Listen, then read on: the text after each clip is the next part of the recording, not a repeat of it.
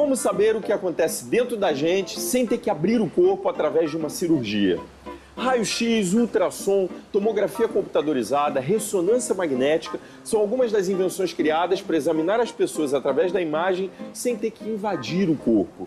Mas como essas máquinas funcionam?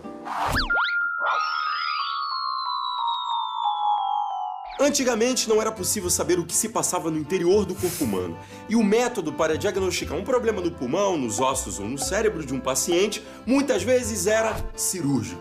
As ferramentas usadas para isso eram de assustar: serrotes, facas e um estranho aparelho chamado trefina, que era usado para furar o crânio. Socorro! Finalmente, em 1895, os raios-x foram descobertos pelo físico alemão Wilhelm Conrad Röntgen, que conseguiu radiografar uma mão. E os diagnósticos puderam começar a ser feitos através de imagens sem invadir o corpo humano. Os métodos de diagnóstico por imagem foram evoluindo e hoje, além do raio-x, existem também o ultrassom e a ressonância magnética.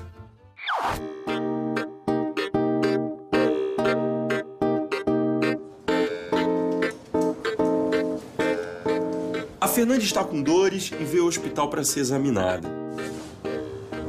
Dói? No exame clínico, o médico faz um primeiro diagnóstico: hérnia de disco. A proposta, nesses casos, é complementar esse exame clínico com uma ressonância para avaliar a extensão e programar e planejar melhor o seu tratamento. A Fernanda vai entrar nessa máquina e ficar cerca de 20 minutos. Dessa forma, vai ser possível confirmar ou não a hérnia de disco e decidir qual o melhor tratamento. De fato, a paciente que acabou de fazer o exame com uma dor lombar, ela apresentava uma alteração num dos discos intervertebrais. Você vê nitidamente que aqui tem uma coisa que se projeta para fora dele. Isso é o que é a chamada hérnia discal, ou, mais modernamente, a protrusão discal.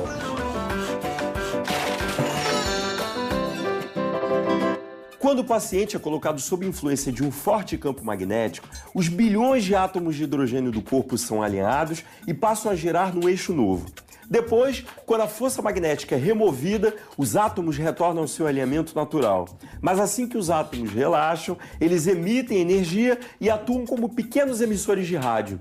O computador recebe os diferentes tipos de energia e, com isso, cria uma imagem que é então analisada pelos médicos. Hoje, um radiologista trabalha com ultrassom, raio-x, ressonância magnética, tomografia computadorizada.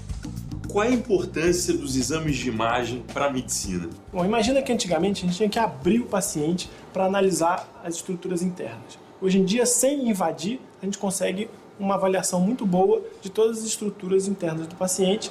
Isso permite que a gente detecte tumores precocemente, que a gente analise qual é a extensão de uma lesão previamente conhecida.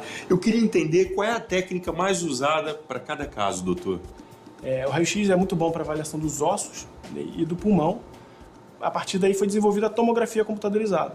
A tomografia computadorizada é um tubo de raio-x que gira em torno do paciente e, na medida que ele gira, ele faz várias projeções daquela imagem. Então a gente consegue entender aquela anatomia de uma forma tridimensional. A tomografia, por essa capacidade tridimensional, ela é ótima para avaliar algumas estruturas ósseas, principalmente fraturas mais complexas do que aquelas que já foram detectadas pelo raio-x, e também para avaliação de estruturas de partes moles do abdômen, principalmente fígado, rins, intestino, assim como alguns casos do pulmão e do cérebro também são bem avaliados pela tomografia computadorizada. Ultrassom. Ele é muito bom para estruturas viscerais do abdômen, como o fígado, os rins.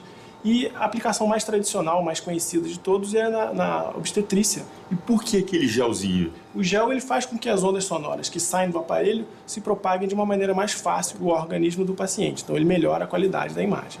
E a ressonância magnética? Bom, a ressonância magnética é com certeza o método mais complexo. É um método que tem uma ótima capacidade de diferenciar entre os tecidos, então mostra muito bem músculos, tendões, a coluna vertebral, os discos intervertebrais são muito bem demonstrados pela ressonância magnética. Para o cérebro, com certeza, é o método que melhor se aplica, principalmente no estudo das neoplasias, dos cânceres.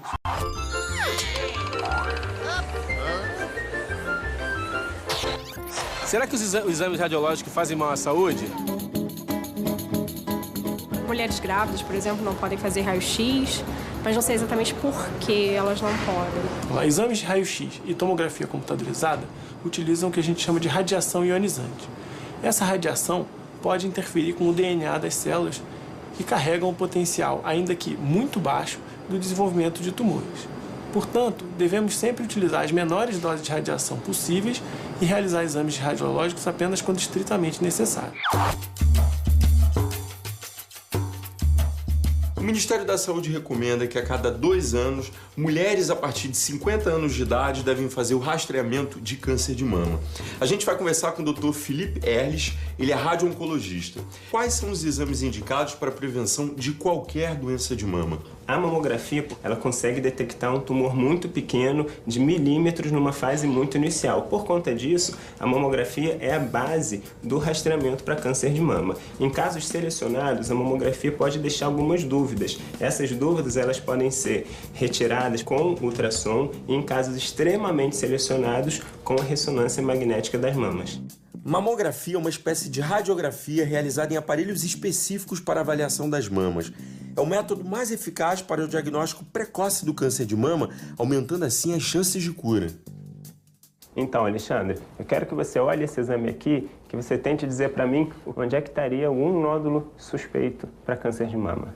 Difícil, hein? Se a gente analisar com cuidado, a gente percebe uma região aqui, um nódulo espiculado, com uma densidade diferente do restante da mama, e isso é altamente suspeito de malignidade. Mas se a gente quiser ainda ter outras informações, a gente pode lançar mão também da ultrassonografia.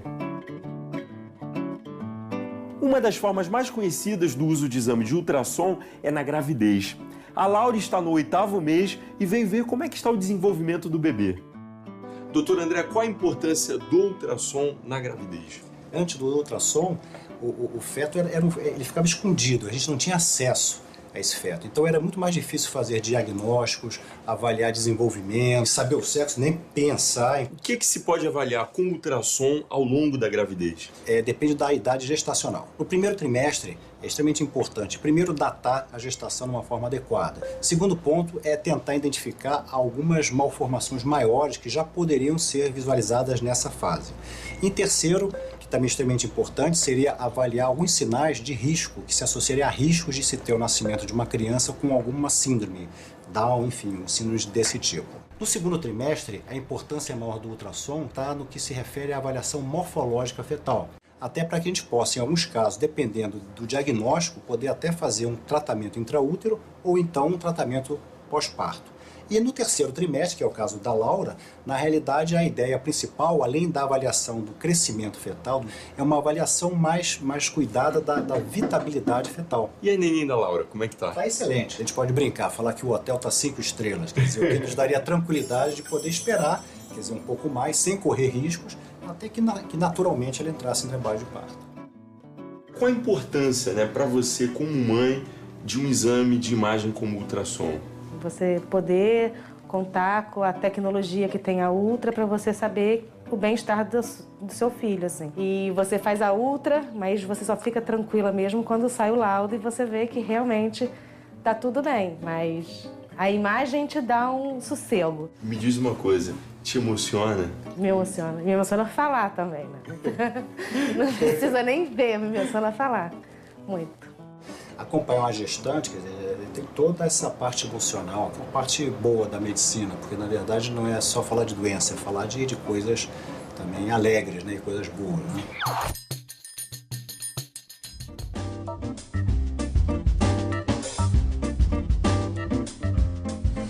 Como funciona o diagnóstico através de imagem?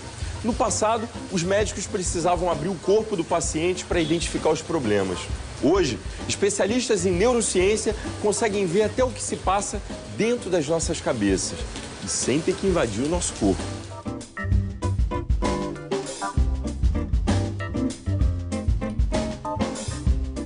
Doutora Fernanda Moll é médica e neurocientista.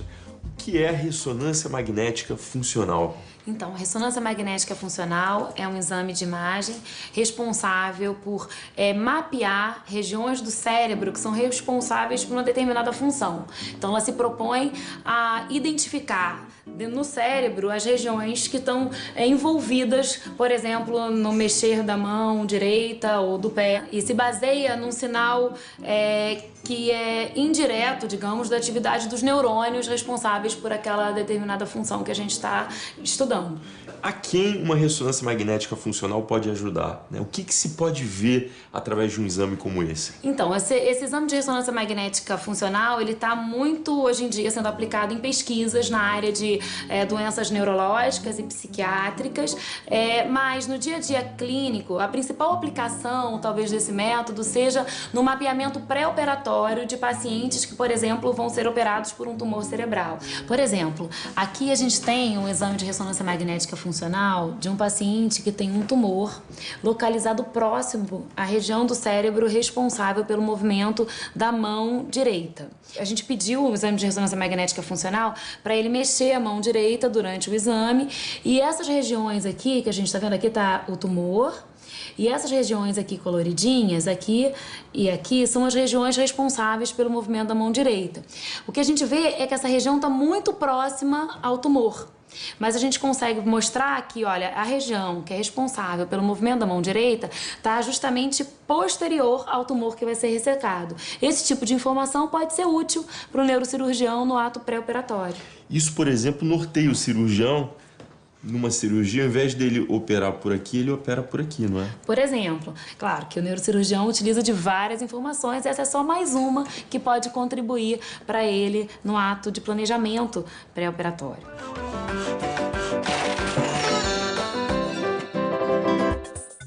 O exame de ressonância magnética funcional consiste em adquirir uma série de imagens do cérebro do paciente em repouso e em períodos de estímulo. Por exemplo, quando o paciente pode realizar alguma tarefa motora. Os médicos fazem imagens em vários ciclos de estimulação e de repouso para um processamento estatístico, que depois vai determinar as áreas do cérebro que estão envolvidas no estímulo ou atividade realizada. Então, gente, para entender melhor como é que tudo isso funciona, eu resolvi fazer o exame de ressonância magnética funcional. Como o campo magnético dentro da máquina é muito forte, eles pediram para eu tirar tudo que tivesse metálico no meu corpo. Então, ó, cordão. Vou tirar meu relógio também. Deixa eu ver se tem mais alguma... Ah, cinto. Agora eu vou botar a roupa para poder fazer o exame. Dá licença. Então, Alexandre, a gente agora vai fazer o exame de ressonância magnética funcional. Antes do procedimento, a doutora Fernanda me passou algumas instruções. O exame será dividido em 2 etapas. Na primeira, eu devo mexer os dedos da mão e na segunda, eu apenas imagino esse movimento. Assim, serão obtidas as imagens das diferentes regiões do meu cérebro que serão ativadas em cada etapa. Tudo em nome da ciência, né? Tudo em nome da ciência. Incomodando? Tá tudo bem? Dá pra suportar. Gira só um pouquinho a sua cabeça pro lado de cá. Tudo bem? Beleza. Então tá bom, vamos lá.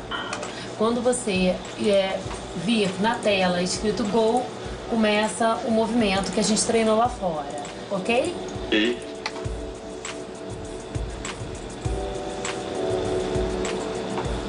Então, o que a gente está vendo ali, colorido, é o córtex motor primário responsável pelo movimento da mão direita, que é a mão que ele está movimentando durante o exame. Então, isso é um mapa estatístico do contraste entre o estado dele de movimento da mão direita com o repouso. E o córtex responsável por essa atividade está sendo, então, ativado. Vamos lá, a gente vai começar agora a imagética, ok? Agora fica com a mão bem confortável. Ok. Agora o que a gente está vendo na tela são as áreas que estão sendo ativadas quando ele imagina um movimento versus a situação de não imaginar um movimento, né? Que é a nossa condição controle agora. Então são outras regiões que são relacionadas à imaginação do movimento e que estão agora então aparecendo ali na tela no exame de ressonância magnética funcional ao longo do tempo da aquisição. Alexandre, foi ótimo, a gente acabou os 2 exames, tá bom? A gente já vai retirar você daí. Eba!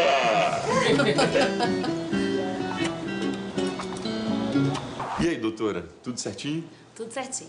A gente viu a ativação de áreas responsáveis pelo movimento da sua mão direita.